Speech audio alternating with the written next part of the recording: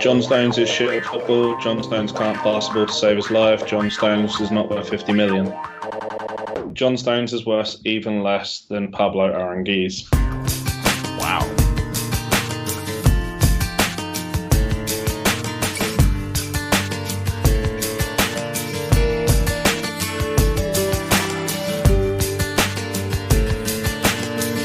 Well, hello there, FC Dallas Curious fan, and welcome to Third Degree, the podcast. Hi, my name is Peter, and today on the pod, FCD breaks their winless streak, Buzz goes on a rant, and Paxton Pomykal gets stuck in and wins his 50. Joining me on the pod today is none other than Dan Crook. Dan, that Holland-England game was massively entertaining today. What a good watch that was. Piss off. Come on. You have to admit, that was, that was a really, really good soccer match today. Not other than the incident that caused England's loss, but just entertainment value is high. Not if you enjoy defensive soccer. That was pretty terrible. Well, who enjoys that? Everyone enjoys the game as a whole. Well, that's true. I just want to know where Memphis Depay was, where that Memphis Depay was when he was playing for United. Goodness gracious. Evidently not playing against John Stones. There were quite a few mistakes in that game for sure. And also, we probably should have a conversation about VAR during the show today too, shouldn't we? Yeah. All right. Also joining us, founder and co-editor of thirddegree.net and from the Dallas Morning News, Buzz Carrick. Come in, Buzz.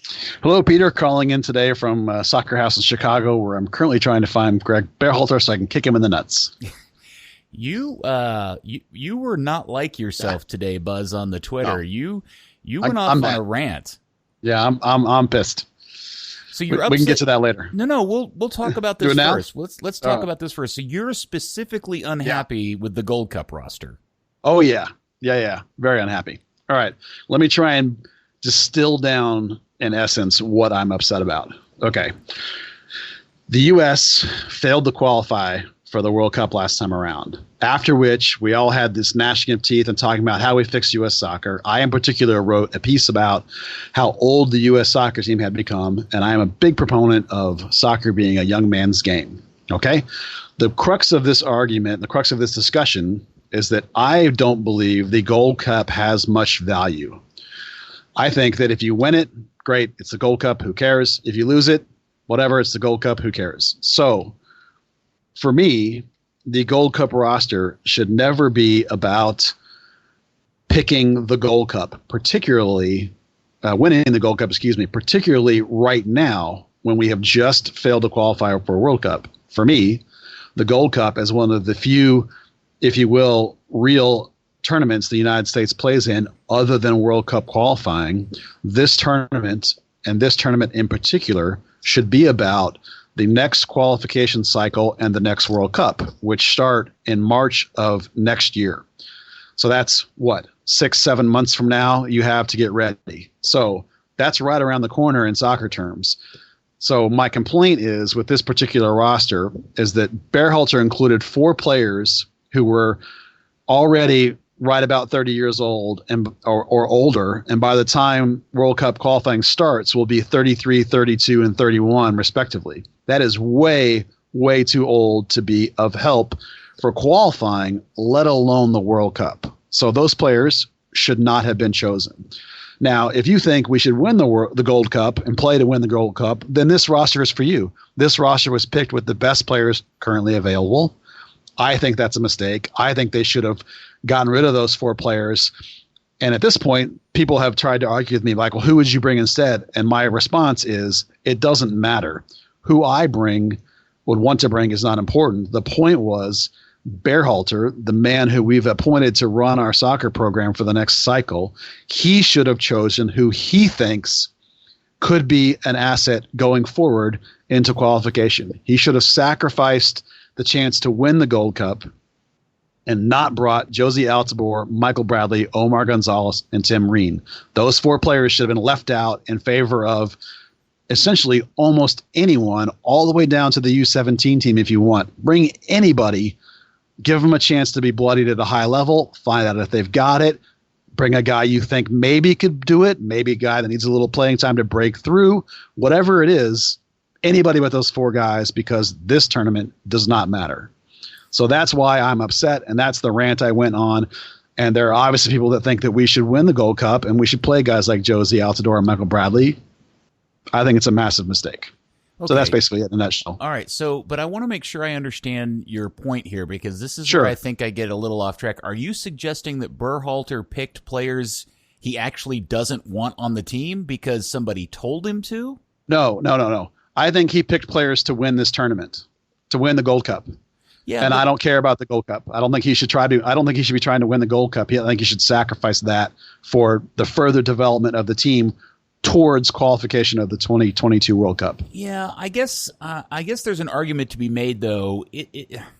Isn't this a program that is in a serious need of injection of enthusiasm and a reason for people to get excited about the team? Because while I completely understand where you're coming from, Buzz, if they go out there with a really young roster with no true veterans or leaders on it, although I guess you're going to tell me that Pulisic and McKennie are those guys.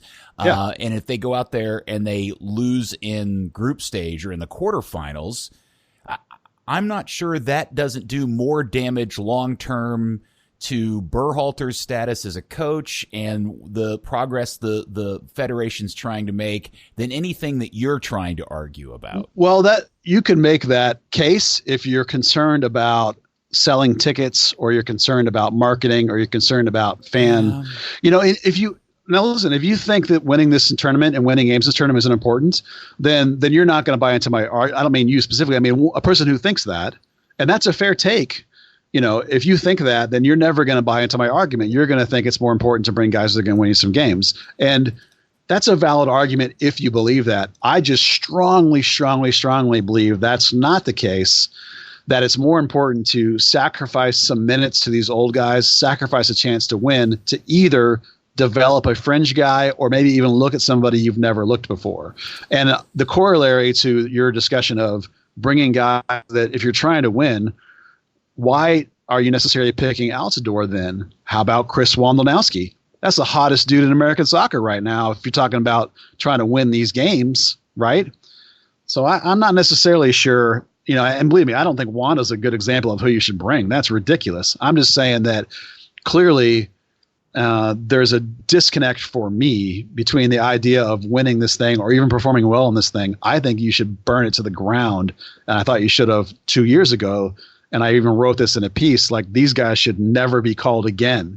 And yet they are being called again. I mean, we're basically going into the Gold Cup with 4 players that were intimately involved with and were some of the worst players involved with, some of the worst performers over the last year and a half of qualifying. And we're still relying on those same tired dudes who did not qualify us for the World Cup.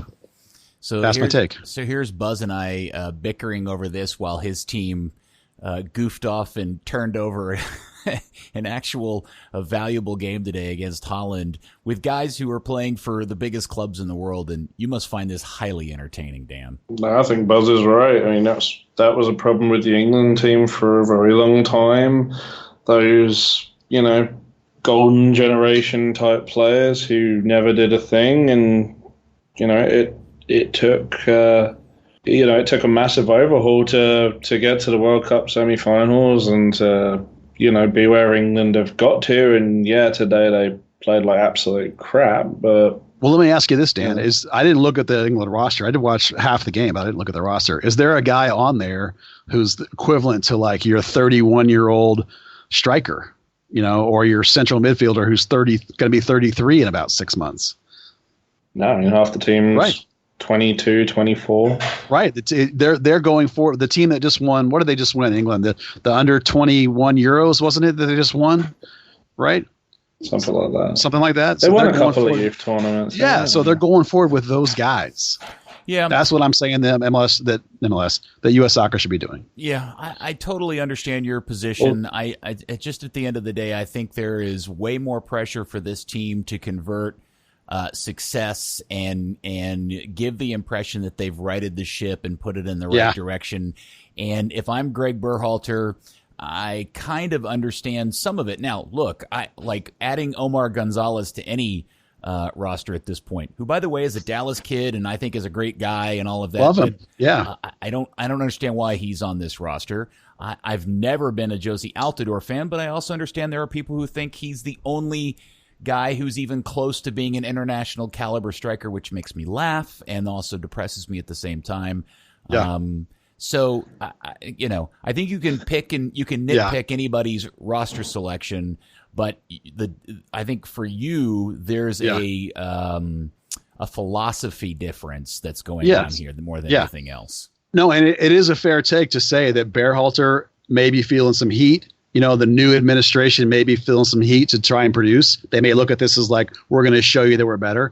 That is a fair take. And if that's what the situation is, then I understand. But as you say, philosophically, I disagree with that philosophy. I think the philosophy should have been sacrifice. At the end of all of this, and especially on the heels of what happened against Jamaica, which was, if Dan feels bad about what happened with England today, Dan, trust me, the Jamaica performance, I'm like that times two, is I continue to be very, very concerned that it appears to me that this current running generation, both older and newer, seem to have lost all of the true American heart and spirit that powered this team through much of all the years and decades I've been watching an American national team, because that's the only thing they had to get them by, and it helped them win a ton of games. But the U20 still have that. Yes, but sometimes I think that the heart and spirit thing comes after you've the puppy dog attitude wears off, right? When you become a full-on adult, what was driving this was, hey, I'm a college kid and I've got something to prove, and I'm an American and I'm Captain America, and I'm going to go out and kick somebody's ass, and I may have to run them over to do it. And that's what when I see what happened with Jamaica, and this goes back to what happened in qualifying and for the previous World Cup.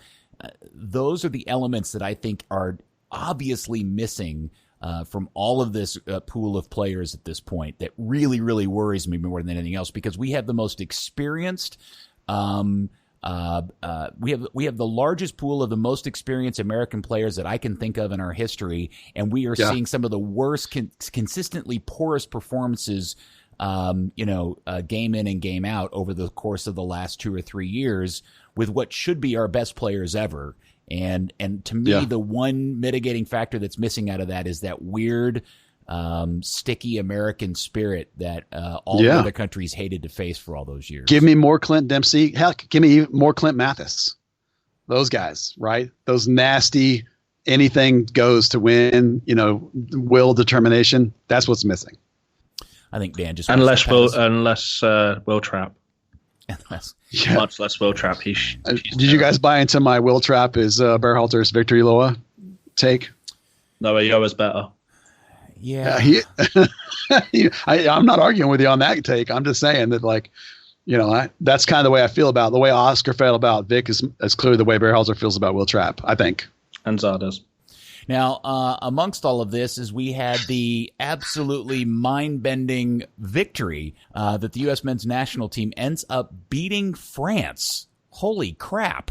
And lo and behold, it was Paxton Pomykal getting stuck in and winning his 50 to start the sequence that creates the winning goal.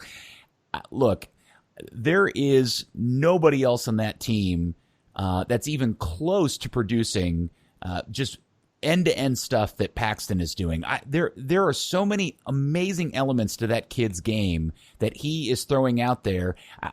It would not shock me at all that by the end of July, he has been sucked up by some major club from somewhere on the other side of the globe. Yeah, I think he's demonstrated a lot of what you were talking about, that willingness, that desire, that 100% effort, that box-to-box, relentless. Paxton is absolutely relentless. He's the Energizer Bunny. The only caveat to the idea of him being snapped up by somebody across the globe is the old argument about upside. Like, when you look at a guy like Paxton, You're like, he's playing as well as he's playing, and he's going 100%. He's actually like Bobby Ryan in a lot of ways, in the sense that every play is 100%. So if you're a scout looking at him, you look at him and you say, okay, where can he go from here? Like, where do I see the growth that he's going to become my number 10 on my gigantic multi-million-dollar team? I don't know that that's there. That doesn't mean that I don't think Paxton's the best player in our US U20 team, because I do. I just don't know that a foreign scout will watch him and say, "Oh man, I can buy this kid for $2 million, and in 5 years he's worth $30 million." That to me, I always wonder a little bit. And I love Paxton. Don't get me wrong. I'm not trying to indict him.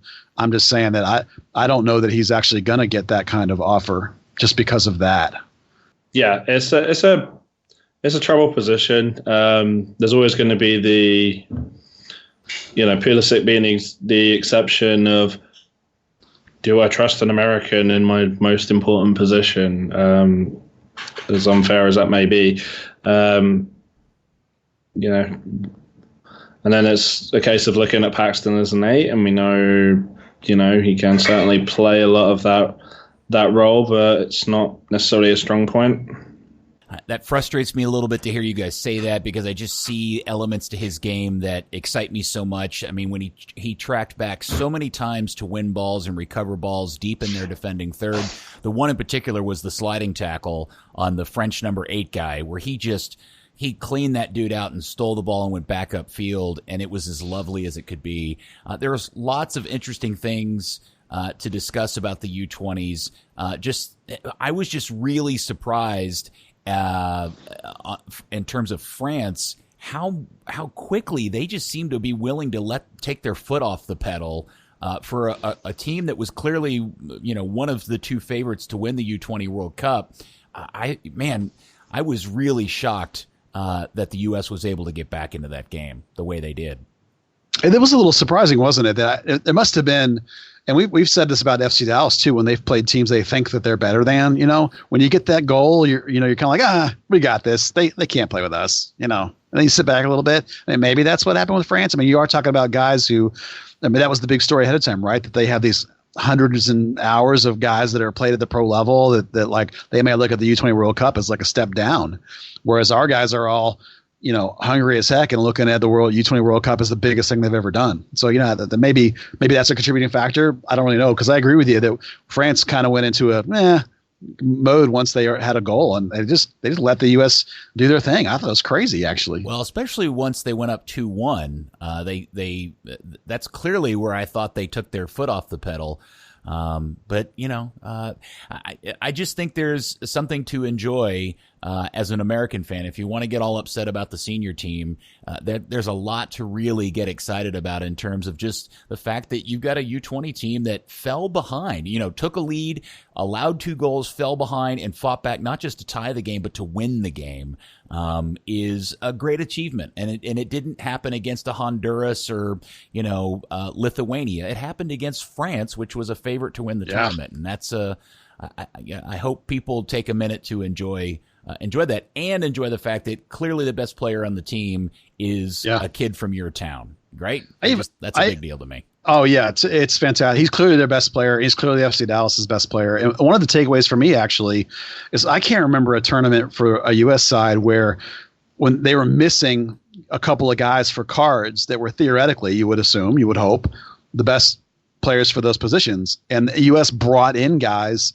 off the bench who did just as well or even better. I mean, that's exciting when you see that kind of depth and possibility for the U.S. side. And previous tournaments, it's been like 1 or 2 guys, and now it's like it's even more than 11. It's like 15, 20 guys that are exciting and interesting. That's fun. Yeah, I really enjoyed the Justin Rennick's substitution, because I don't know how long he was on the field. It couldn't have been more than 10, 15 minutes.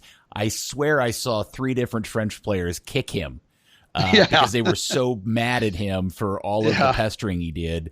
So he's annoying. Yeah. And you know what? He had the wherewithal to be on his feet, and he finished that spilled ball by the French keeper on that goal. So let's see where they go from here. Ecuador will be a tough call. Sorry, Dan, your nation wasn't in the U20 World Cup. I'm sorry about that. Yeah, we do under 21s instead. That's true. The U20s is not really an important age bracket for a lot of European teams. Oh, so you're going to be a snob about it, is what you're saying?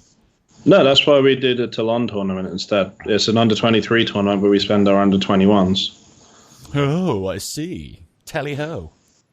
Well, yeah, so eat it.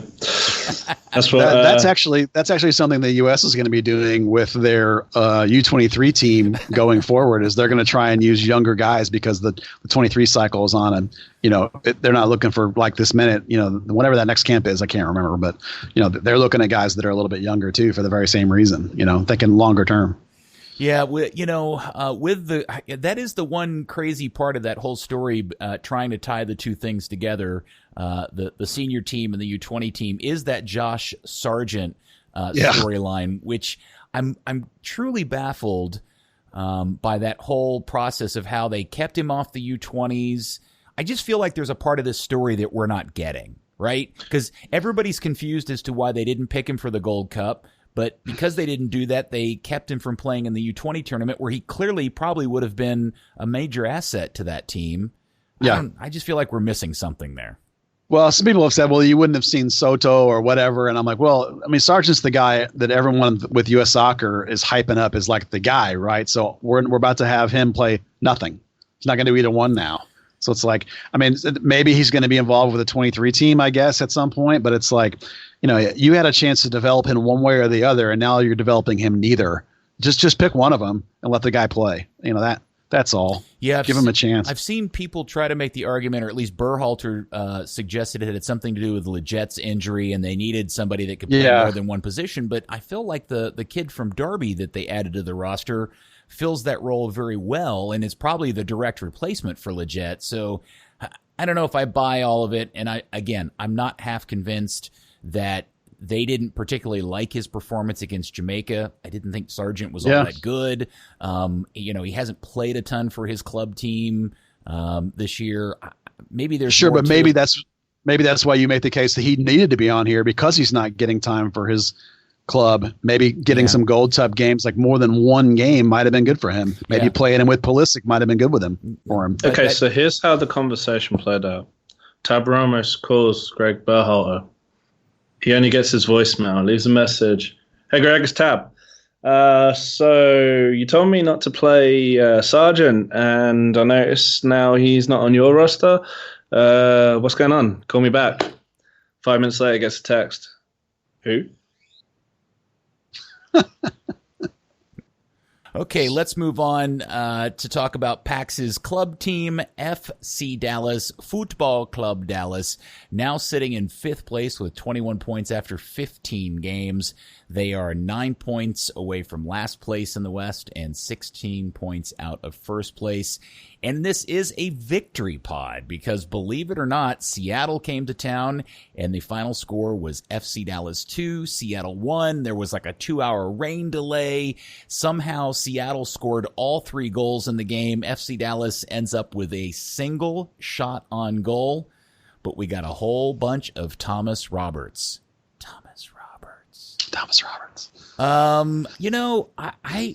I watched the game after the fact. I didn't get to watch it live. I didn't get to attend, and thankfully I somehow figured out how to record it on my DVR and capture all of it until it ended at like 11:30. But that's a solid performance from a pretty fractured team at this point. And even if they didn't score a goal or put a lot of shots on goal, you'll take those 3 points, won't you?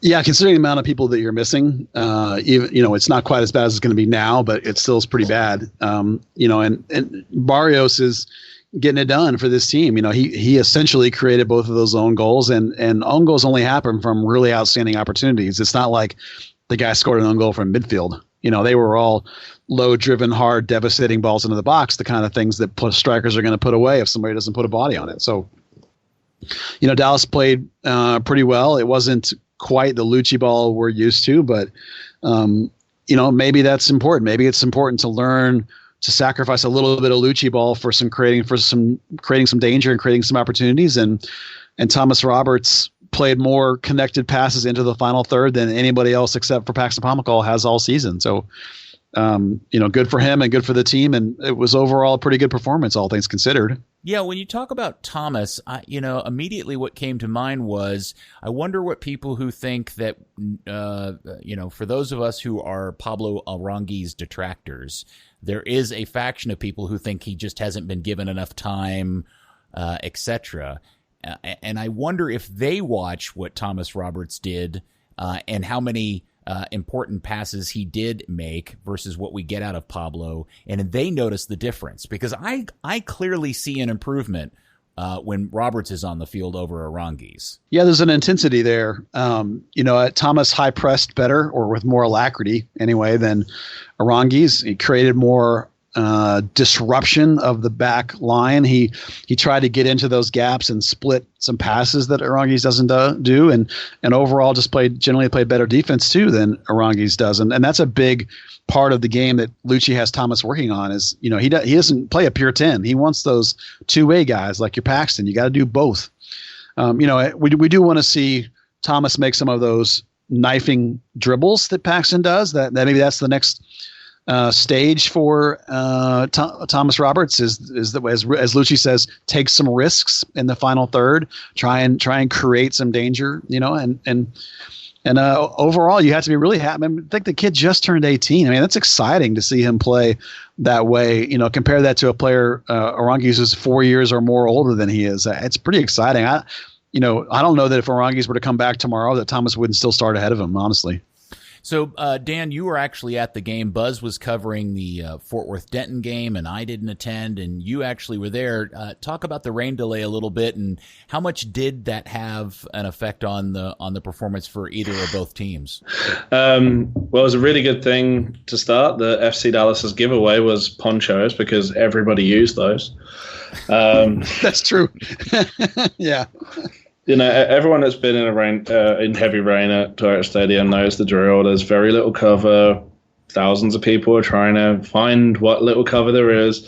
Rain, for anyone that didn't go, at times it was harder driving rain than that Toronto game that was like a 3-hour weather delay. Yeah, it was insane at times. The stadium shook with some of the thunder.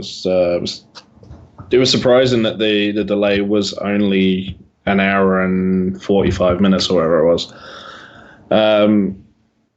This field, and it was the last game before the winter grass was torn up and replaced with the summer grass, but held up perfectly. Didn't really have any effect on the game.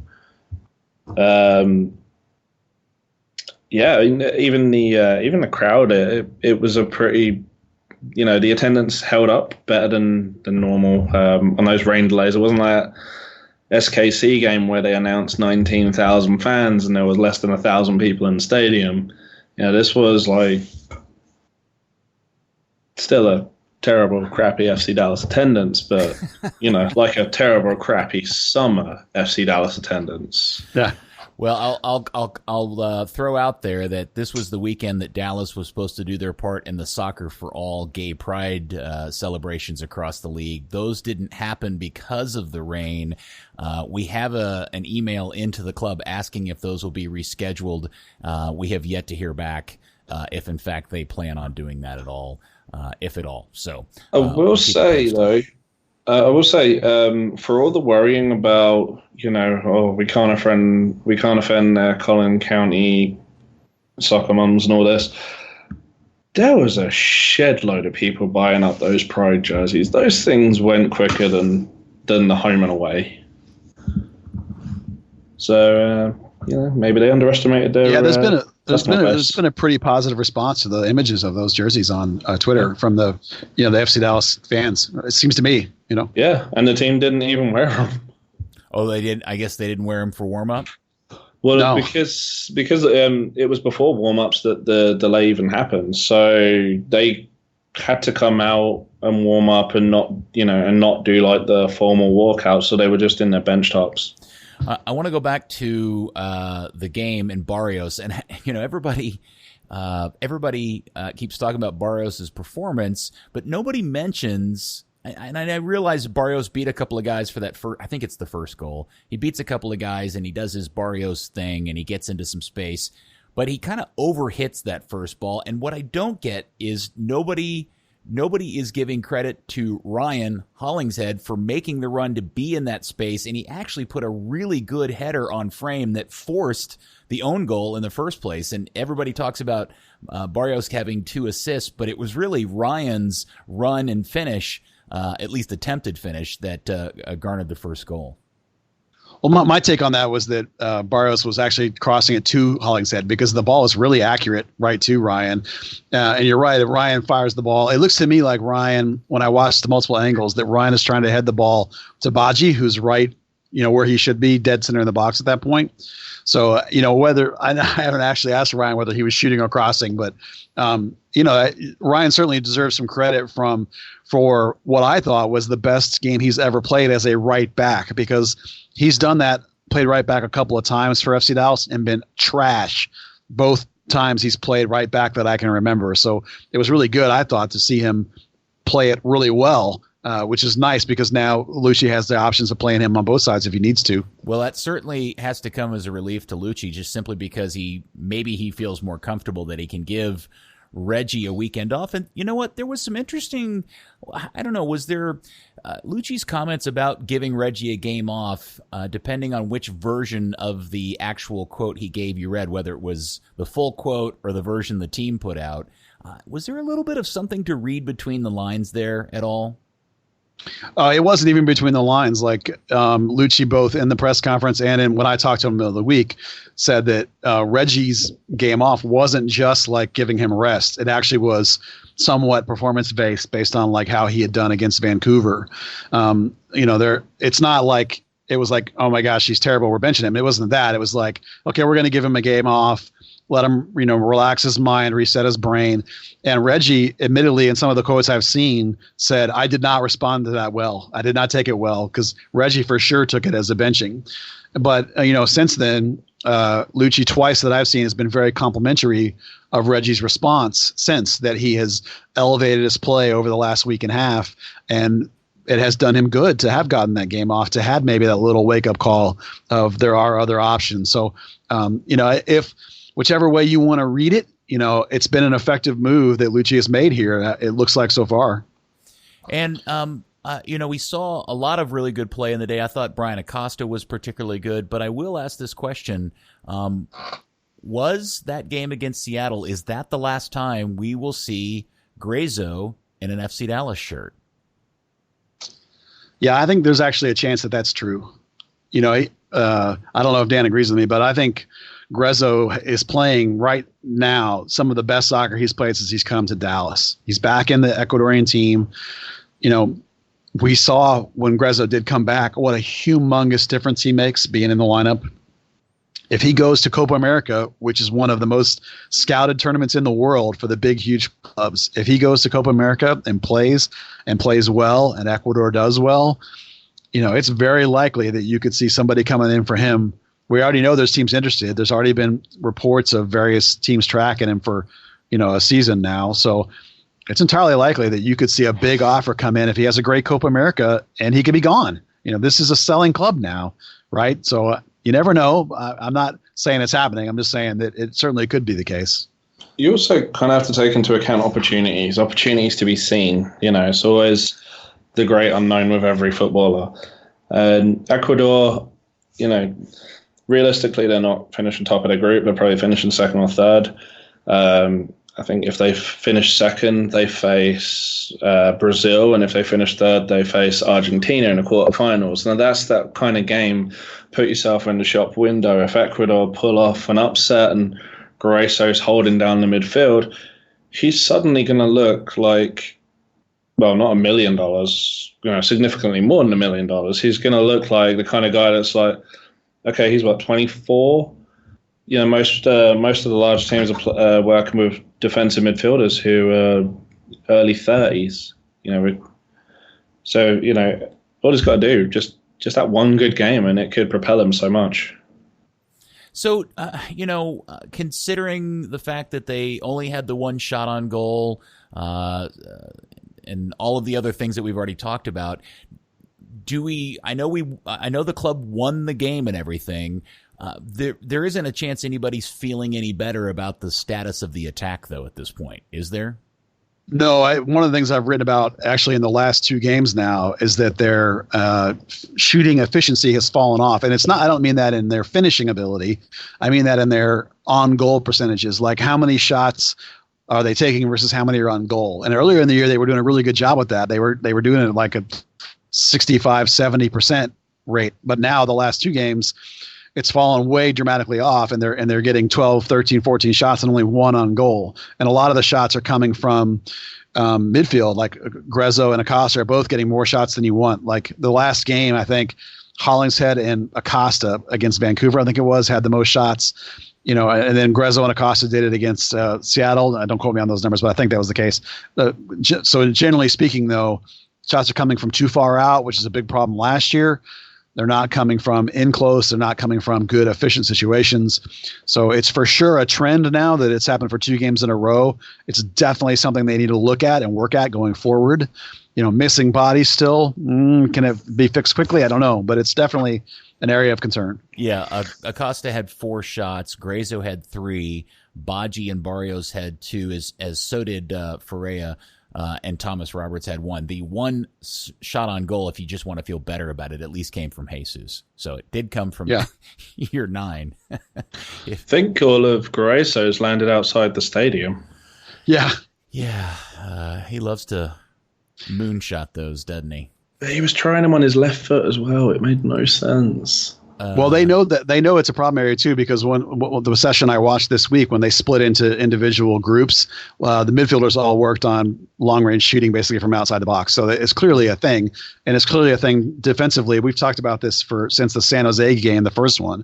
Is like the way to play Dallas now is that you high press as they build, but once they get to midfield, you quickly drop into a low block, which clogs up the box and leaves Dallas only like these long range shots. So, Dallas needs to either A, get better at shooting from long range, or B, find somebody like Thomas who was willing to make those splitting passes into the box. And like Barrios did, they got you 2 goals. So that's where we are with this team, and that's what we need to see get better. All right. So where are we with Dominic Baji at this point? He's played a couple of times out on the wing. He and Barrios trade sides. Are we getting anything that we're excited about, or is it just kind of the same thing as we get from Mosquera, just a different flavor of it? I actually thought he was excellent. Granted, Barrios excelled more after the wing swap, but Baji put in a solid performance on the wing. He was getting his crosses in. Late on when they made that switch, he was putting Seattle under some serious pressure those last couple of runs. One thing we have seen, and Barrios created the second goal off it, is when Luchi says, drill crosses, put it somewhere that it hits somebody, deflects off the keeper's face, whatever, it will find its way in or out for a corner. And we had that near header from Baji off the result of one of those. Yeah, that's actually been an emphasis of late for this team, is the crosses not to be the looped crosses, to be those low-driven crosses. That's something that they're definitely looking for, because you get more bounces and more chaos, and you have a better opportunity to one-time shots, which is something that Baji and Ferreira are both better at, is the one-time quick shot than the trap, set up, and take a step kind of shot. So for me, I actually have come to think lately that Barrios actually is better on the left than he is on the right. And since no one has owned the left wing spot, I honestly think it'd be better just to put Barrios over there on the left and let, Baji play on the right, who has been serviceable. I agree that he hasn't been dramatically better than Mosquera, but he at least has been okay the last couple games. And actually last game when they put him as a 9 at the end, I thought he was amazing, but that's not what we're talking about. So for me, the solution is to flip Barrios and let Baji try on the right and see how that goes. It's for sure one of the wings, whether it's the left or the right, whichever one is not the non-Barrios wing, is most definitely one of the biggest problems this team has in terms of performance this season. And it's more than likely, I think, that whatever they're going after this summer, that that's not a response to somebody being sold now. That could change everything. But just the one body that Luchi talked about this week, it will not shock me at all if that body is a winger of one side or the other, because no one's getting it done, locking it down, playing opposite of Barrios. And before we move on to previewing the game against San Jose, can we all agree that John Nelson is just a total badass? Yeah, I'm on board. Johnny. Oh, is that what he goes by? Well, the team have started calling him Johnny Nelson a lot lately, so I assume that's come from him. Or I figured it's because he'd be a baby. Or maybe he hates it and they just love calling him Johnny. Oh, it's like Tommy Poo. Yeah, Tommy Poo. Thomas Roberts. All right. So, hey, a 2-1 win. If you don't have to score and somebody will do it for you, why the hell not? And as I said, it pushed him back up into 5th place. Now, this weekend, it gets goofy, hairy, and the double whammy, because not only are they absolutely drained of available players, and we'll talk about that in a second, they also have to play the team that probably effed with their head more than any other team that I can think of in recent history, San Jose Earthquakes, and their crazy man-marking system that was fun to watch for the most part. They have to go to San Jose and deal with that on Saturday. San Jose's gotten so much better of late, and not just from the situation with, where they the Dallas game in particular, but since they played against Dallas, where they got was with the 1-1 draw, they beat Cincinnati. They did lose to New England, but then they beat the Fire, they beat Toronto, and then they tied DC United on the road last. So things have turned quite around for San Jose as they are climbing up the ladder, the Western Conference. But Buzz, let's talk about who in the hell is Luchi going to put on a field on Saturday? Yeah, that's a big question. Let's first mention that San Jose is missing some guys too. They're missing Nick Lima. They're missing Kashia, they're missing Cummings, they're missing Godoy, and Erickson's got a concussion protocol, so they could be shorthanded too. Not as much as Dallas is, but it's going to be two shorthanded teams going at each other. But let's talk about Dallas, because the midfield is the question, because that's where you're missing like 7 players off the top of my head. At this point, Ja'Cory Hayes is a lock to go this weekend. He actually was playing pretty well the last couple of games prior to getting a rest this last game. And then Thomas Roberts, as we just discussed, has done a good job at the 10-ish sort of spot. He alternated a little bit with Emma Tuamase this week. So your other choice there is Tuamase, but I think it's Roberts all the way. The linchpin of the whole thing is the holding mid. There is no natural holding mid left. So your choices are basically based on what we've seen in training and what Luchi has even talked about publicly. Your choices are Brisson and Ryan Hollingshead.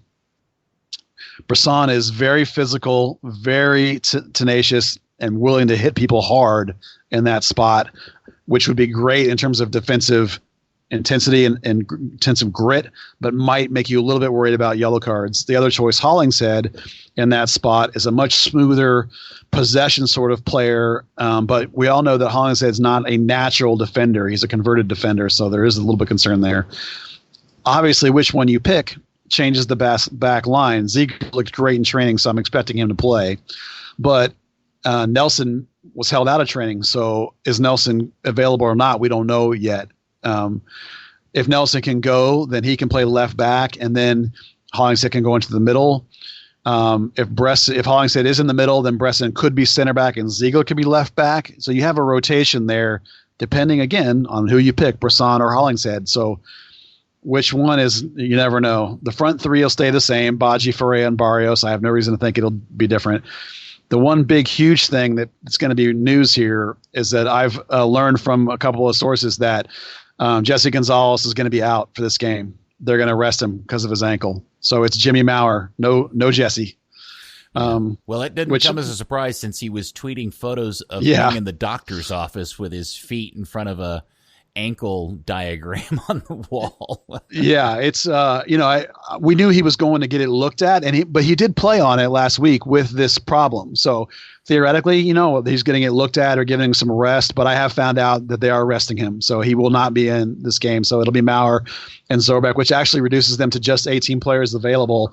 If that is, Nelson can go, and I'm pretty sure Nelson's gonna be able to go because Luchi said it wasn't a big deal. They were just resting him for a day. I mean, he could have been fooling me, I suppose. We'll find out. But, the big battle in the middle of the Hollingshead-Brisson battle, the choice will come down to, does Luchi have more faith in Hollingshead, or does he feel like he needs that defensive grit that Brisson might give him as a holding mid? That'll be the choice, I think. And which one it'll be, I mean, your guess is as good as mine at this point, because all day when I was there on Wednesday, the whole time, every 5 minutes, Luchi rotated. It was a short session, but he kept the pace high by changing people up whole game. And so it was clear he hasn't made any decisions at all about what he's going to do. And I don't blame him because it's a complicated one. If he starts Brisson as holding mid, it'll be amazing to watch, but there's no doubt in my mind he gets thrown out by the 75th minute. Yeah, that's going to be the thing. It's because that dude will hit somebody hard. I mean, he'll be a great defensive mid in the terms of like breaking up play, but that would be my only worry. Would be like, can he refrain from getting a card? That's probably the reason why it'll be Hollingshead. I'm just telling you now. If he starts its holding mid, the first yellow will be a handball. The second one will be just an absolute crap tackle where he crunched somebody to death. You watch. Yeah. I'll be right. Yeah, no, I think you're entirely right. Probably. I mean, that's the reason why it'll almost certainly be Hollingshead. Just on that alone, but. Hollingshead is not a defender. If you're putting him in there, then Ja'Cory Hayes has to carry a lot more defensive weight. I'm not sure that is if Hollingshead is capable of playing as a 6. I mean, that's a different. I mean, I know like he's joked around that only leaves him like goalkeeper and 9. It's the only positions left he hasn't started in. But that's even like because when you play as a left back or a right back, you're not really playing like. You're playing more like a wing in the modern game, right? You're not playing like a real defender. So you're going to get more of that center back type performance from him, which I didn't think was great. So like, it's a question. But just to be clear, while they're really short on resources, they're not so short that they can make a call up. They can't do the hardship thing at this point, correct? Correct. In order to make a hardship call up, you have to have less than 14 field players, and they have 16 field players. So that, and they even have 17 because Coleman's not injured, quote unquote, even though he can't play. So, they theoretically could roster Coleman. I mean, that's stupid. They can't. He's not playing. That's dumb. But and on top of all of this, now they also have to go play a team that is, doling out Alameda's crazy man marking style. And I don't know. That's going to be a crazy thing to watch. Come Saturday. It's gonna be interesting. Don't forget the Wondolowski form, 7 goals in 3 games. Yeah. Oh, that's right. I hadn't even thought about that yet. That's oh goodness me. Well, that's another reason why to think that whatever you want to do it so you have Ziegler and Hedges in the middle of your center backs, and if you don't put Brisson as the holding mid, then he has to play center back. You'd rather have him as the holding mid because then you can do a triangle, a Hedges, Ziegler, Brisson triangle. I mean, or go 3-5-2. Right. 3 center backs. They didn't do that in training, but that doesn't mean they couldn't do it because they did that, And I just forgot, I just realized it's another Saturday afternoon game, except this time it's out on the West Coast, so they're playing at 2:30 Central Time. That's a noon 30 start on the West Coast. Have we ever been able to figure out why Dallas has been? Was this something that the Hunts requested? That Major League Soccer just thinks that they are? Why has Dallas been stuck with all these mid-afternoon games this season? I don't ever remember this happening before. Yeah, I don't know the answer to that question. I mean, this is a Univision game. This is a game that Univision theoretically would have picked the teams, right? I mean, they're like they and ESPN sort of, or whoever we're dealing with these days, right. Sort of Fox, sort of they go, oh, I like that matchup. I mean, I would guess the Dallas is on Univision a lot because, let's be honest, they have a fair number of Latin players and Latin style, and they do decent numbers on Univision, and they do terrible numbers on your ESPNs and your Foxes of the world. So Univision likes them, so they get on Univision a lot.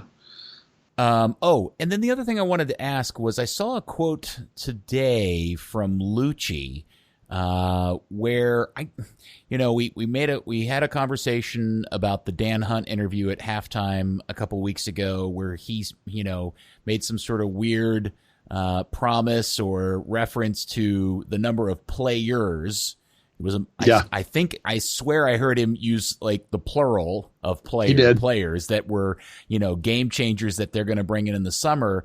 But the quote I saw from Luchi, I think it was today or yesterday, indicated that they had their eyeballs on a player. Yeah. Does that make anybody else wonder if maybe it's just one guy and Dan's promise of multiple guys isn't actually going to come true? Well, if I'm talking to Luchi, that quote was in my practice report. I was the only media there that day. So and I've talked to Luchi about this before. Like before, I jokingly asked him about Dan saying that multiple players, and Luchi said multiple. So it's pretty clear that they're thinking they're getting one. The other players of the multiple is a promotion from within. They're talking about bringing up somebody from North Texas this summer. It'll happen by July, basically. Oh, so the player isn't even somebody from like Bayern or overseas? No. One is and one isn't. Oh, okay. That's the reason why it's players in Dan Hunt's mind, because he means North Texas. Luchi said one foreign player and one North Texas player. And I would love to hear a podcast about what goes on in Dan Hunt's mind. Yeah, that would be pretty interesting, wouldn't it? At least for a few minutes. Yeah. Okay. Well, and we have and there's just not a single rumble out there at all about who this incoming player is there? Well, Luchi says they haven't decided yet, that they're looking at a couple of options and they haven't decided which one or who they're going to get. So, I would have hoped by now that they would have more of a concrete idea than that. But, some of that may depend on what offers other people get. Like they may have like 3 offers out to guys that are waiting to see what else they get offered. You know what I mean? We might be stuck where Dallas is going to be the minnow, right? They're going to get the later choices especially because the window doesn't open until July 10th. Yeah, for sure. Okay, and I know that I really wanted to, before we go, I wanted to get into some of the stuff dealing with the Academy in North Texas, and specifically, Buzz, you brought to my attention that you have gotten a hold of a letter. Now, is this a letter that's been sent to the parents? Like the kids are all sent, they're like, take this home to your mom and dad and make them sign it. Well, it's a letter. It's basically like that. Yes. It's a letter that FC Dallas wants players and their families to sign. They even offered to do a presentation, an open presentation to anybody in the academy, to bring your parents. We'll walk you through the whole thing. What MLS has made a pamphlet basically that explains not a pamphlet. Yeah. Oh yeah. It's a pamphlet it's like a PDF document that explains what solidarity payments and what training compensation are. That's what the pamphlet, I'm going to call it that, explain. And then FC Dallas has written a letter that comes with that they want their players to sign, and a guardian to sign. And I have a hold of both of them. And there's also a third document that some agents made that rips apart, from their perspective, solidarity and training compensation. So this discussion that I'm going to have real quick is not about whether you think or I think solidarity or trading compensation are good. That's a different discussion. This is just about this letter that FC Dallas wants the players to sign. Somebody thinks it's not good? Is that yeah, agents don't think it's good. Oh, they're trying to convince players that they don't think it's good. Okay, real quickly, basically right now the US players don't ask for compensation, solidarity, or training. So agents say that they have an advantage, and then if you take that away, that it's going to hurt the American player. That's the basic discussion. I think it just levels the playing field, but that's not the discussion we're having today. That's an hour-long discussion if you want. Yes. So this letter is interesting because it doesn't actually ask the player to agree to anything. The entire letter is basically like FC Dallas saying, here's what we're going to do, period. Here's what it means for you, period. We want you to admit that we have told you this. We want you to acknowledge that we're saying this. Whether you acknowledge it or not doesn't matter because we're doing it. So basically that's what the letter is. They don't want somebody to come back later and say, you never told I have no us. idea what you're talking about. You never told us that. No. Here's the letter that you signed that says all these things. Now, if you don't sign it, are they going to kick somebody out of the academy because you don't sign it? I don't know, because I doubt that. But, it's important enough that they wanted everybody to sign it. And I'll tell you what it says. It basically has 3 parts to it. Okay. Part 1 basically says kind of what it means in terms of the academy and their program. And we'll come back to it because it's the most sort of complicated part.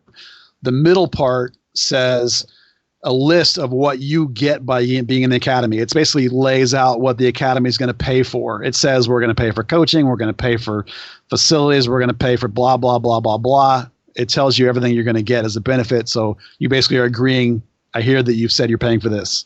So you can't come back later and say, why didn't you pay for Y? You're like, it wasn't in there, right? Okay. And so item number 3 is that none of this will affect your NCAA eligibility. This is all above board and all legit. So 2 and 3 are, here's what we're paying for, and it's not going to hurt your eligibility. So let's go back to item number 1. All right, we're cool with 2 and 3 so far? Sure. They're pretty straightforward. Okay, item number 1 is where I had to take a pamphlet home from school about lice, so this is interesting in comparison. This is like that in a sense, okay? So here's what the interesting part is for the sake of this discussion. The other 2 parts are boring, okay? The part that's interesting is that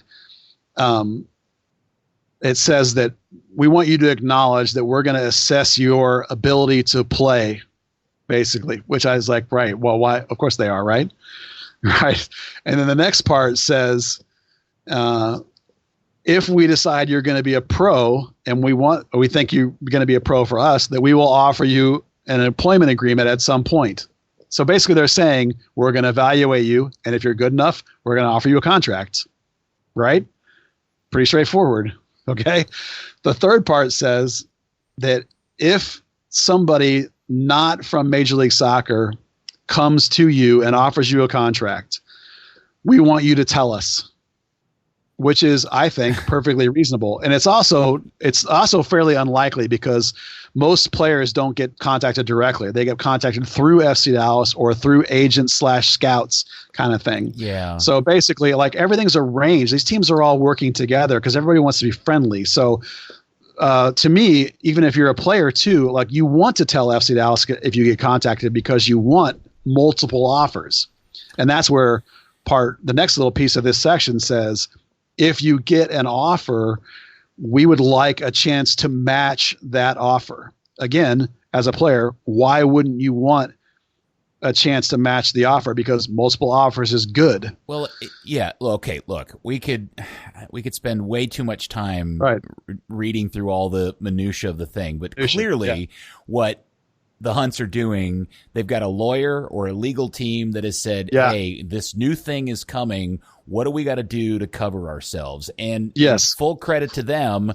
It appears that the league, or the Hunts in particular, have figured out how to do that. And I don't blame them for that at all, because you and I both know at the end of the day, when you introduce that new element of available funds into all of this, it's going to get ugly at some point. It just is.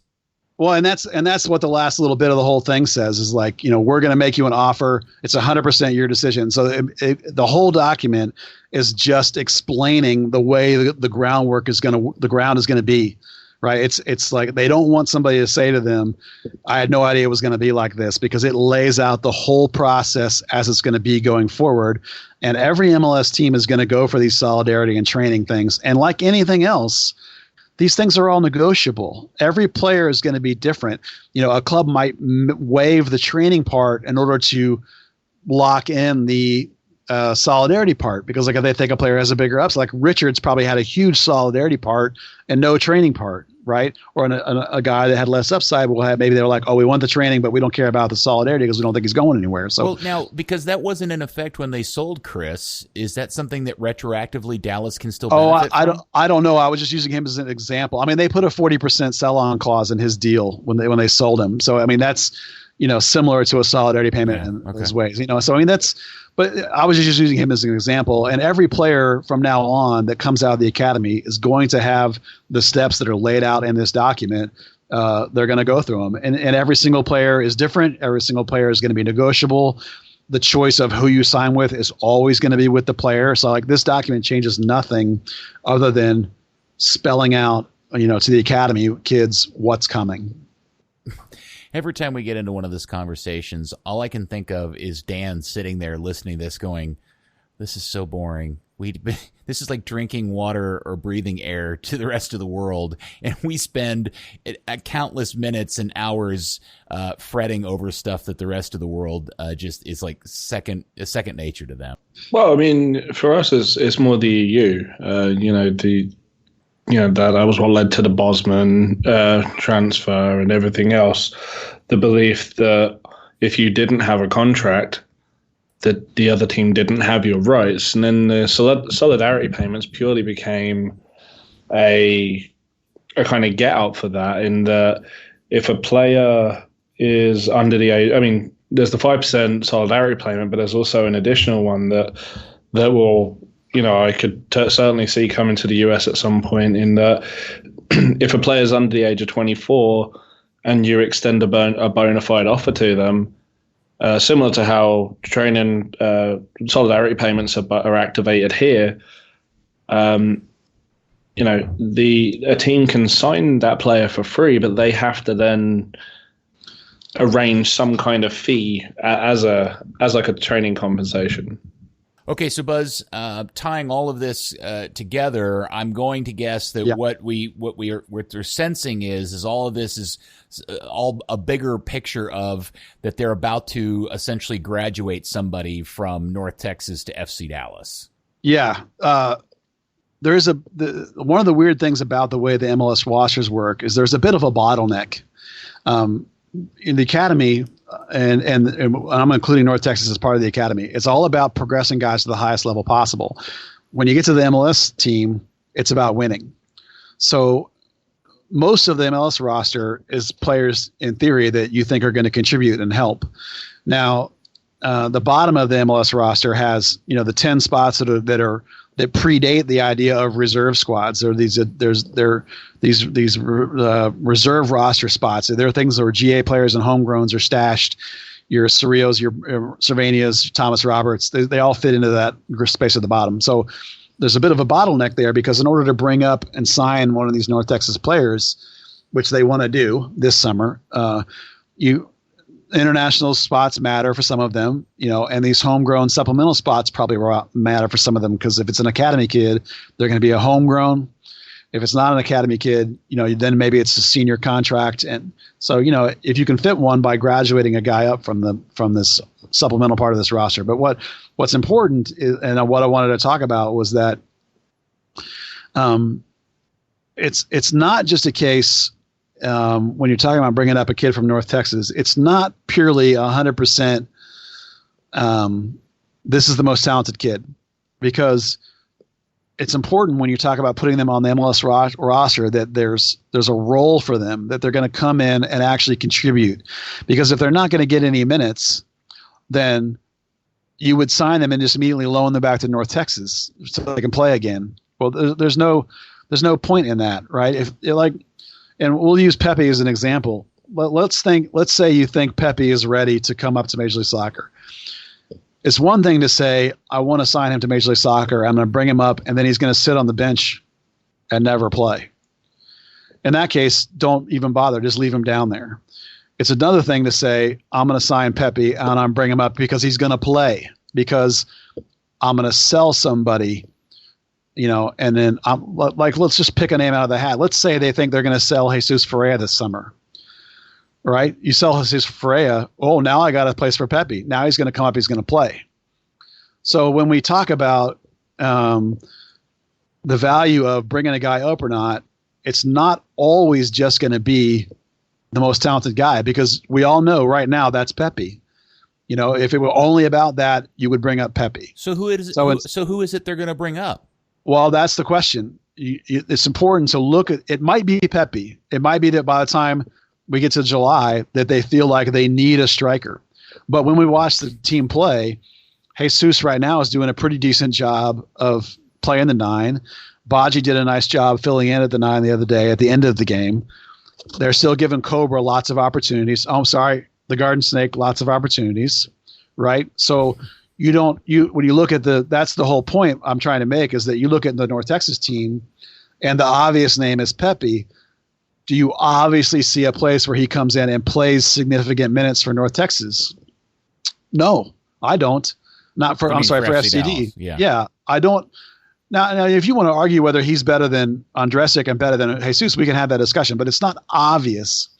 The more obvious positions that they might need somebody might be like as a wing. We just spent 10 minutes talking about how no one is wingers. Well, the wing that's doing the best right this minute is Arturo Rodriguez. Is up for Player of the Month in USL 1, who's being discussed as an MVP candidate of USL 1. Maybe that's the guy. Maybe you're going to recall Dante Seeley, who is a really bright, interesting 15-year-old prospect that is too, who's super exciting. Maybe they look at a guy like Jata. Like what if they sell Grezzo, like we just talked about, right? Jata's the best legit MLS potential holding mid on that team. Maybe they're looking for an 8. Maybe they think they're going to lose Paxton. Then you might be talking about Tanner Tessman as being the most interesting guy, and he's more of a homegrown signing than because he's not under contract. He's an academy kid. So is there a sense that fans that should be on the lookout that if in fact they sign somebody, they could in theory take that as an indicator that somebody's about to leave the team? Both that they think somebody might sell somebody. They're bringing somebody potentially. Yeah. Okay. Yeah. One is the idea that maybe they might sell somebody. 2 is the idea of what is a need on the team even before we sell somebody. And specifically, it's not necessarily the guy you think has the most upside and has the humongous superstar of the future, which is why I'm trying to say that maybe it's not Pepe. It might be Pepe, but it might also not be Pepe. If they don't think Pepe's going to play at the MLS level and get minutes, then why would you bring him? Yeah, I think right. Okay, yeah, I got it. You made it clear. So that's I'm trying to lay out the sense of the landscape in terms of who might be coming up, and that it might not be Pepe, but you shouldn't be mad about that. You know, you should be excited for whatever it is. It's because Luchi thinks that whoever it is going to quickly contribute to the team. I'm laughing, Dan, because I'm sitting here thinking about how we're getting all antsy about Dallas bringing in a 15-year-old or an 18-year-old from the academy. And over on one of the websites, I saw that David Beckham is essentially trying to solidify a deal to make Lionel Messi one of his signings for Miami International or Suarez. And I just think, well, goodness, this is never going to be an even Steven kind of deal, is it? Such is life, right? The rich get richer and the poor turn to the academy. Does anybody think that there's anything to the Messi deal? I know Matt Doyle said he totally thought it wouldn't surprise him in the least if it happened, but I don't know. Messi's said a few times that if he leaves Barcelona, it's to go back to Newell's old boys. Yeah, I would find that. I was surprised that Matt Doyle said he wouldn't be surprised, because I find that to be the least likely thing. I just don't see that happening. But anyway, Suarez thing I totally could see happening.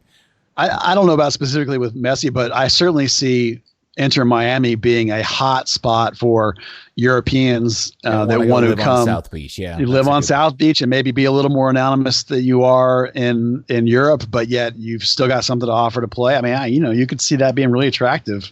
Yeah.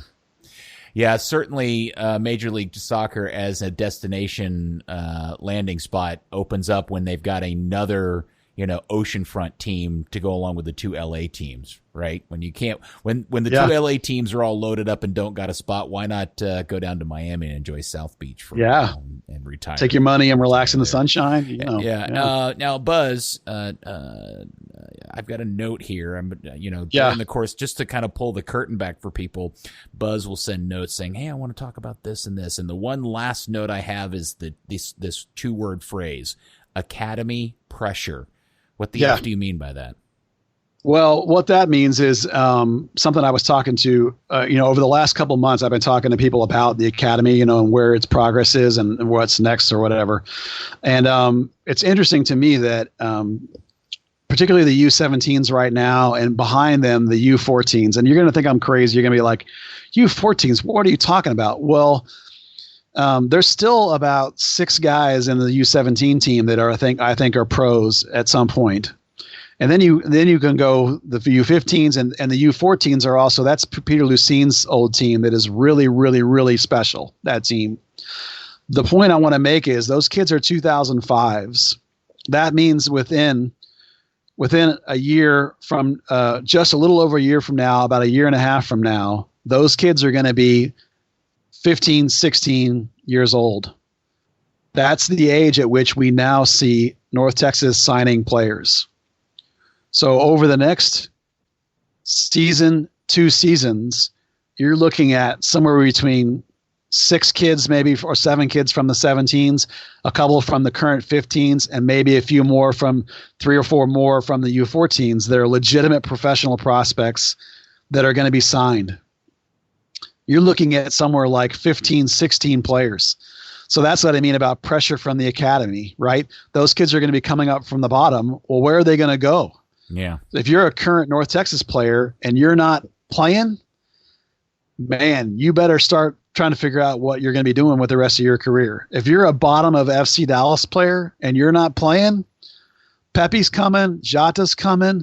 They're signing kids 15, 16, 17-year-olds that they think are going to be these big-time stud players. Those guys are coming in the next year or 2 years. So you better figure it out quick, because as I look at what the North Texas team is doing with basically a U19 team dominating that league, those guys are coming. I'm telling you, there's kids that are 14 now that within 2 seasons will be. Dante Seeley's 15, right? He's already on the MLS roster. Look, I get it. I totally understand where you're coming from, and I do find the growing story of how the Hunts are doing this differently than, as we just spoke about, David Beckham is building his team, or how other MLS teams are going about this. I find this to be an endlessly fascinating conversation because, I at the end of the day, how this is going to work, if they can make this work, they all end up looking like geniuses. But I think the rest of the soccer global world just goes, that's a really sweet romantic idea, dude. But, he's over there trying to sign Luis Suarez to be a striker. Yeah, but think about how the great Man U team was built with like those 5 guys came out of the academy at one time. I'm not saying that like this is going to be a world-beating team. I'm just saying that like if you're a bottom of the roster player in MLS or in North Texas, there's a ton of kids that are coming. Now, are they all going to make it? No. Is FC Dallas going to win an MLS Cup? I have no idea. Yeah. I'm just saying that like it used to be that at the beginning of the season you would draft a college player or 2. Maybe one of them will make it. A couple years down the line, he's worth something. The only time there was any pressure was when you signed a guy from outside the team. That's no longer going to be the case. There's now going to be this bottleneck of 20 kids that are fighting and clawing to take your job, and all are legitimate professional candidates. So it's going to be a different game in terms of how the rosters are filled going forward within the next 2 years even. That sounds really neat. I just want to win MLS Cup once. Yeah, that's a totally different discussion. Yeah. Okay, boys, anything else that you'd like to touch on before we wrap this one up? Buzz? No, I think I got out way more than I should have today. I dominated the air. Sorry. You've had a content-rich day, I'd say, across all different types of digital platforms. Good for you. You'll blocking people everywhere. You'll don't block people. Don't do that. Just one. I had to just do one. And Dan, anything you'd like to do other than curse John Stones? I'll curse John Stones. Obviously, some news today as the Gold Cup rosters were announced, and joining Brian Acosta, who is North Texas SC's BQ Bisanth. That's pretty cool news, and his Haiti side will be playing at Toyota Stadium 2 weeks today against Nicaragua in that terrible doubleheader with Costa Rica and some other Bermuda, some other garbage team. And then the WPSL side actually took their first league defeat in God knows how many years to South Star FC from Fort Worth, who incidentally are coached by North Texas SC head coach Eric Quill's wife, Susan. Wow, that's weird. That's Susan Bush of the U.S. Women's National Team. Yeah, I don't mean to jump from one thing to the other. I did want to make a comment because I couldn't pick that guy out of a lineup, the Haitian kid that's going to play with Haiti in the Gold Cup. I can't pronounce his name, but I do think it's pretty ironic that we've gotten to a point where FC Dallas can have a player called up for international duty, and he's not even on the senior team. And I'm going to guess 99% of the fan base have no idea who he is. So Biku. That's progress. Yeah. Well, he was, he was caught up, and the team didn't even seem to. At least the PR department didn't even seem to know that he and Ronaldo Damas were even on their 40-man provisional rosters. Yeah, I wonder how much of that has to do with the communication PR skills of the Haitian national team versus Dallas's. I mean, that same thing happened. They were not crazy. It happened with Arangis too, right? I mean, how it was a full week before the club ever announced Arangis was going to the Toulon tournament. Yeah, that's true. Oh, and there's one more thing that obviously needs to be covered, and that is Thomas Roberts. Tommy Poo. Yeah, hopefully we'll get lots of Tommy Poo this weekend. Release the poo. So much poo. Okay, that's. I love that was his nickname. I don't remember where that came from. It just made me laugh so much. Well, the funny thing is, I was trying to look for that tweet earlier on, and I realized that's just something that Chris Richards does. He used to call Holland Ruler. Am I getting that right, Buzz? Yeah. He used to call him Holly Poo. Oh. Well, if there is not by the end of the season a giant poop emoji that says "release the poo," I'm going to be super disappointed in the Beer Guardians. You guys better get on that. And people will just think they're talking about Christian Coman. Well, that's what makes it cool, man. You got to be in the in club to understand the joke. Speaking of Coleman, he is back outside working again, doing, lateral movement type stuff, but there's no way he's playing for at least another month. I was mowing the yard, and I had this Christian Coleman thing come across my brain. I am now going to predict that Christian Coleman is going to come back from his severe knee injury and score wicked amount of goals and stick it in everybody's face, that all of us that have been making fun of him for the last 2 or 3 years. That would be awesome. So basically you've adapted the plot line of Rookie of the Year. Yes, that's exactly what it is. Yeah. Does his mom get married at the end of it as well? Very well, he might do that, yes. Wouldn't that be, I guess that would be an awesome ending, because you know what? Christian is a great guy. He's been fantastic in the locker room. He can't finish his dinner to save his life, but he's going to come back and score 10 goals in the last 10 games, and then his contract's going to run out, and you're going to be mad they don't re-sign him. Yeah, that's probably. And then he goes off to Europe and signs for some Portuguese club. No, that was David Teixeira. Sorry. Okay, well, we did a lot today. Dan, my condolences to your Nations League loss. Buzz, please go eat something, get some sustenance back in your body. You've had a busy day. And thank you, good FC Dallas fan, for listening. We will talk to you next week on another edition of Third Degree, the podcast. Thomas Roberts.